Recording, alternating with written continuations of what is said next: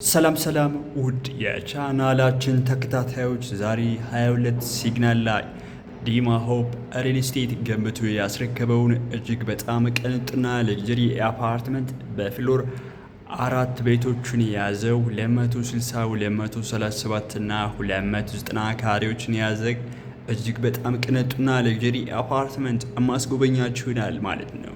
ታዲያ በዋነኝነት ዲማ ሆፕ ሪል ስቴት በሙሉ ግንባታ የቤት አማራጭ በምን አይነት ሁኔታ ገንብቶ እንደሚያስረክብ ላስረዳችሁ የሞከርኩት ቪዲዮ ተከታተሉኝ። ታዲያ አሁን ላሳያችሁ የምፈልገው 260 ካሬ የሰራተኛ ክፍል በውጭ ያለው እጅግ በጣም ቅንጡና ሌክዠሪ ቤት ዲማ ሆፕ ሪል ስቴት በሙሉ ግንባታ የቤት አማራጭ አጠናቆ ለነዋሪዎቹ ዝግጁ ያደረገው ቤት። ይህን አፓርትመንት ደግሞ በቦሌ አትላስ በማዶ ሆቴል ጀርባ በቦሌ ጃፓን ራማዳ ሆቴል አጠገብ በሙሉ ግንባታ የቤት አማራጭ ከ156 ካሬ ጀምራችሁ የግላችሁ ማድረግ ትችላላችሁ። ዛሬ 260 ባለ 3 መኝታ ተጨማሪ የሰራተኛ ክፍል ያለውን ቤት አሳያችኋለሁ። ፊት ለፊት የሰራተኛ ክፍሉን እንየው። የሰራተኛ ክፍሉ ራሱን የቻለ መኝታ ክላስና ባዝሩሞች ይኖሩታል። እናንተ ግን እንደፈለጋችሁ ማድረግ ትችላላችሁ። ይህ የሰራተኛ ክፍሉ ከባዝሩም ጋር ነው። ታዲያ ይህን ክላስ እናንተ ከፈለጋችሁ ለገስት ሃውስ አሊያ ደግሞ ለኦፊስ ወይም ደግሞ ለሰራተኛ ክላስ አሊያ ለስቶር ማድረግ ትችላላችሁ ማለት ነው። ይሄ ሰፊ የሰራተኛ ክፍል ነው ማለት ነው። ወደ ዋናው ቤት አልገባንም።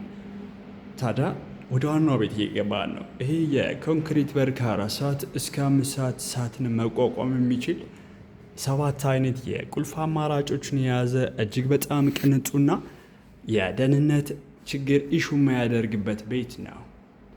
7 አይነት የቁልፍ አማራጮች ያሉት ከ4 ሰዓት እስከ 5 ሰዓት እሳትን መቋቋም የሚችል ቤት 260 ካሬ ባለ 3 መኝታ ተጨማሪ የሰራተኛ ክፍል በውጭ ያለው ማለት ነው።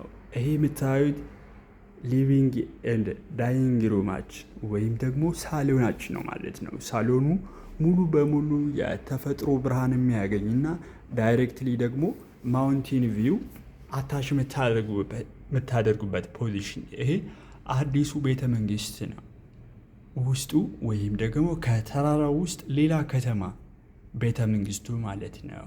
ቤተ መንግስቱ የሚገኘው ከተራራው በስር ወይም ደግሞ በስር እየተገነባ ያለ እጅግ በጣም ግዙፍ ተቋም ነው ቤተ መንግስቱ። መንግስት ኃይለኛ በጀት በጅቶ የውስጥ ለውስጥ ከተማ እየገነባለት ያለው አዲሱ ቤተ መንግስት፣ እሱን ዳይሬክትሊ ማውንት ታደርጋላችሁ ማለት ነው።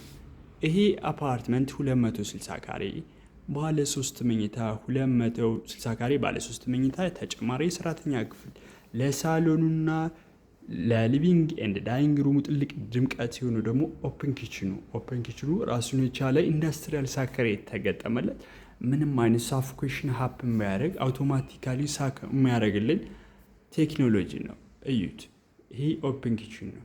በጣም ነው የሚያምረው። ታዲያ ይህን አፓርትመንት በቦሌ ኤድና ሞል፣ በቦሌ አትላስ፣ በቦሌ ጃፓን ራማዳ ሆቴል አጠገብ ከባለ 1 መኝታ እስከ ባለ 4 መኝታ በሽያጭ እንገኛለን። እናንተም ዲማ ሆፕ አፓርትመንት ላይ የንግድ ሱቁ ወይም መኖሪያ ቤት አፓርትመንት ብትገዙ በዚሁ ጨርሰን እንደምናስረክባችሁ ላሳያችሁ የሞከርኩት ቪዲዮ ነው። ይሄ አሁን ያለውበት ማስተር ቤድሩሙ ነው ማለት ነው። ማስተር ቤድሩሙ ሙሉ በሙሉ የተፈጥሮ ብርሃን የሚገባበት በየትም ዳይሬክሽን የፀሐይ ብርሃን የሚገባበት ቤት ማለት ነው። ራሱን የቻለ ባዝሩም ይኖረዋል። ታዲያ ይሄ ባዝሩሙ እንደ ሌሎቹ ክላሶች ራክ ሴራሚክ እና የጃጓር ፕሮዳክቶች ኢንስቴል የተደረጉበት በቅንጦት የተገነባ አፓርትመንት ነው። ወደ ሁለተኛው ክላስ ወስዳችኋለሁ። የልጆች አልጋ ማለት ነው። የልጆች አልጋ ራሱን የቻለ ባልኮኒና ቤተር ቪው ይኖረዋል ማለት ነው። ይህ ባልኮኒ ነው። ባልኮኒ ጋር ሆናችሁ የከተማውን ቪው በተለያየ ዳይሬክሽን ማውንት የምታደርጉበት ፖዚሽን። አሁን ወደ 3ኛው አልጋ ወስዳችኋለሁ። የ3ኛው አልጋም ልክ እንደዚሁ የልጆች አልጋ ነው። እሱም ራሱን የቻለ የተፈጥሮ ብርሃንና ቤተር ቪው ከባልኮኒ ጋር ማለት ነው።